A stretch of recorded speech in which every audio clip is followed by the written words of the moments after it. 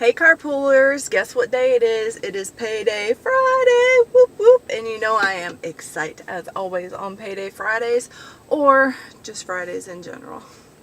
How's it going? I am ST. If you are new here, welcome to my channel. I am documenting my weight loss journey. I am post-op VSG, I believe it's 5 weeks now. I had surgery on May 8th, 2018. And the last time I checked, my weight was 300 pounds even. I said I was going to do a victory dance once it got under that, and it hasn't happened, but I don't weigh every day. I weigh once a week, so maybe in a couple days we'll see what happened. Today I'm going to talk about what to pack in your bag and what I wish I packed in my bag on surgery day. So let's get down to it. I actually have a list. Man, am I ill prepared here. I did not pack a lot of things. I had my one little, I guess it's carry-on size luggage, and my other bag was my CPAP machine. So, and they told me to bring that. So that's another thing. If you do suffer from sleep apnea and have a CPAP machine, you're definitely going to want to bring that with you. Make sure your name is on it somewhere, because I will tell you, when I left when I got discharged from the hospital, I just had my mom go back through. I had packed everything up, and girl, I was ready to go. But my mom was like, "Are you sure you have everything? Are you sure?" And she's like, put that doubt in the back of my head. So I'm like, yeah, I'm sure. I mean, if you want, you can go back through and look at the drawers and stuff, because I didn't put anything in there. And my mom said, "Oh, somebody's CPAP machine is in here." And I've heard like the nurses talking about people losing CPAP machines. So if you have one, I know sometimes people pay out of pocket for those, or insurance pays very little. I'm sure you don't want to lose it. So go ahead and put your name on your bag and your CPAP machine. Okay, so this is not the list I thought it was.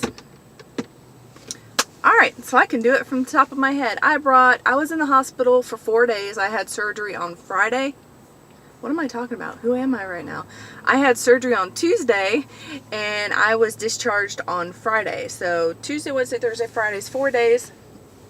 I mostly stayed in a gown for the first 2 or maybe even 3 days. I can't really remember. I think it was the first 2 days. I was in a gown, and I did not change because I had a catheter, which I was unaware that I was going to have, and I could not get out of bed. They would not let me out of bed until I had that barium swallow test. So after I had that and the catheter was removed, I went ahead and got myself washed up and was wearing my own PJs. So really, I only needed like 2 days worth of PJs.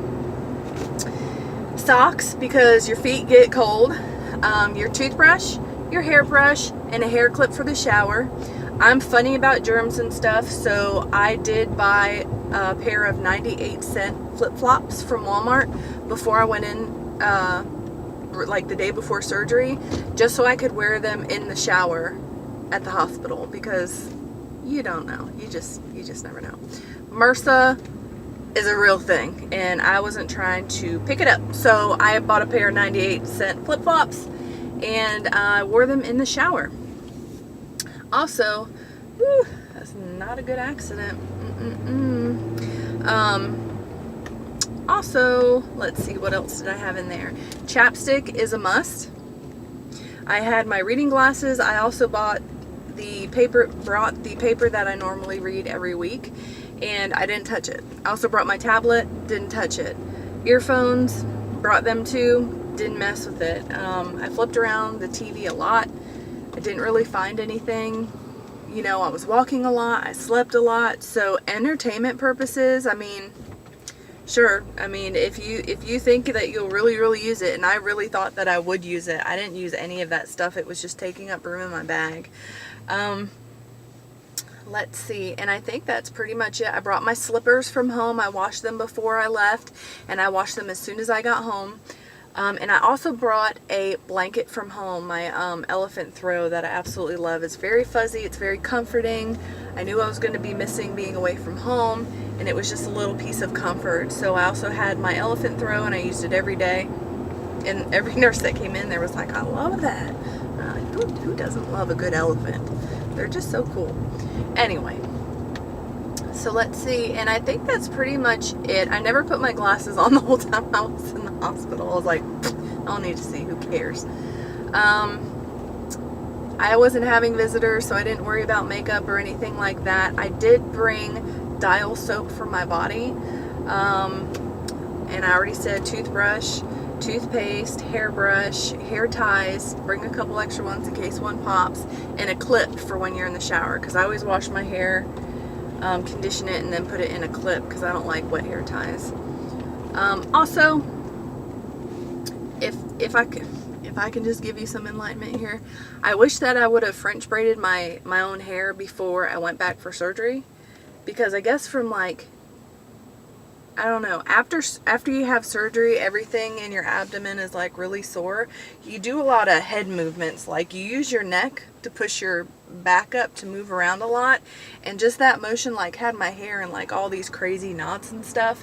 So if you can French braid, or your mama can, have them French braid your hair up before surgery, because it'll really help you out. My hair was just a knotted mess when it was like hair washing day. I sat there for quite a while combing knots out of my hair. Punch buggy red convertible, no punches back, and of course, again, nobody's here for me to get the points, but y'all saw it here first. Okay, so let's talk about the stuff I wish I packed in my bag. First and foremost, number one most important thing I wish that I packed in my bag never even occurred to me. I wish that I had either a heating pad or icy hot patches. My back was so stiff and hurt and just ached from either not being at my usual bed that my body is used to, or either laying on my back, which again, I'm not used to. I'm a belly sleeper. Obviously, after you have, 80 to 90% of your stomach removed, you're not going to be a stomach sleeper for like ever. So my back was like, what are you doing here? Sometimes I heard from anesthesia, like when you're under anesthesia, your muscles tense. It could have been from that. I don't really know. All I knew is my back hurt, and I'm not a back sufferer. I'm not somebody who has chronic back pain or has had any past injuries. I was just stiff and sore. I asked for a heating pad, I think 2 or 3 times, and every nurse I talked to were like, let me see if I can find one for you. It didn't sound like it was something that they kept on hand all the time. And then I started thinking about the whole reusable thing, and I was just like, ew. So if you have a heating pad at home, they're really not that big. Toss it in your suitcase. You never know if you're going to have that back and neck pain like I did. Also, or if you get icy hot patches and you have like your mom or your husband or a friend there that can slap one on your back for you, I highly recommend, but I didn't even take that into consideration. Also, it's not really a big deal at the hospital because you do have net techs and nurses checking on you, as well as your family coming in and out. But I'm also going to bring this up in my video, things I wish I would have prepared myself for before surgery, is the salad tongs. Or hot dog tongs, whatever you want to call them. They're a culinary tool that you use to turn hot dogs on the grill or to serve salad. I had a very small pair of, there's some sort of metal ones at home. You can get them from the Dollar Tree. Mine are not from the Dollar Tree, but I saw them when I was in there. That's why, and they have the big sizes if you're a short person. I'm 6 foot, so I have long arms to begin with, but after surgery, you're not going to want to be bending and twisting because you're going to be sore. And especially if you were like trapped to the bed like I was that entire first day. It was like the day I had surgery and the day after. Like it felt like forever. I was trapped to the bed. Things fall just because they can. You may not have anything fall in your life, but when you can't bend down to get it, everything's gonna fall. Those tongs saved my life. I can't even tell you. I did not pack them in my bag. But I wish I did at several points. So I really can't think of anything else right now. Chapstick, I definitely mentioned. I didn't bring any baby spoons or sippy cups or anything like that with me to the hospital. You know, use your brain stem. Obviously, if, you know, you just had surgery, you're not going to gulp down that delicious beef broth, okay? You're going to take a small sip. You're also not going to chomp on half of the popsicle and swallow it down. You're going to take baby steps with that stuff. And if you don't, you'll find out real quick why you should have. Let's see, I don't feel like there's anything else. The best thing I could have done for myself when we left the hospital is, you know, the discharge papers that they gave you. They gave me 2 prescriptions, one for Zofran, which is a nausea medication, and the other one was the pain medication. I didn't feel like I was going to need pain medication, but I was going to get it filled anyway, just in case. I put them on the outside of my suitcase in the little zipper part. That way I could grab them quickly and not have to search for them. I really didn't keep anything on the outside zipper parts of my bag but that. So when I got to the pharmacy, it was boom right there. I also didn't bring any money. I didn't bring my wallet with me at all. The only thing I brought with me is my driver's license to prove who I was. And they actually tell you that on your pre-op appointment, you know, don't bring any cash or valuables, blah, blah, blah, blah. I didn't want to have to worry about my wallet. I just brought my driver's license and that was it. Also, your phone charger, that's important. Don't forget your phone charger and all your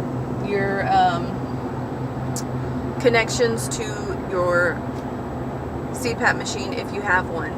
I made the mistake of throwing a piece of my CPAP machine away at the hospital. What I did is I was up for renewal of the tubes and the headgear that they give you every 30 days. Every quarter I get new stuff. I don't remember how it works. I think it's every quarter I get new gear. Well, I was up for renewal, so I went like a week or 2 past, and I carried my stuff that I already had to the hospital with a small bottle of distilled water of my own. I did not get that from the hospital. I brought my own distilled water from home and put it in the machine, got it all set up, and then when I left, my idea is to throw away all the tubes and stuff that have like been touching the counter or the bed or may have fell on the floor at any given time. Just throw all that stuff away at the hospital, so all I'm going to bring home is my machine. Well, when I did that, I threw away the elbow. Whoops. I seem to not be able to get a replacement elbow, but they told me I can plug my new tubes right into the back of the machine. Yes, it does work, but the elbow is so nice because you got that, it moves, you know, so don't throw your elbow away, guys. So that was a mistake. Let's see, I was perplexed about bringing a jacket and a robe. I did bring both of those things, didn't need either one of them. I had my throw when I walked the halls, I had my jammies on, or the day that I walked the halls with the gown, I had one going in the front and one coming in the back, so you couldn't see anything anyway. And that's about it. My outfit that I wore to the hospital before surgery was a pair of leggings and a long tunic, dressy style shirt with sandals. That way I folded them really nice and I put them in the bag, and I wore those same sandals home. So you don't have to worry about, you know, bringing 2 pairs of shoes or sneakers. It's not that complicated. So I hope this video helped somebody. I see it on InstaHam constantly.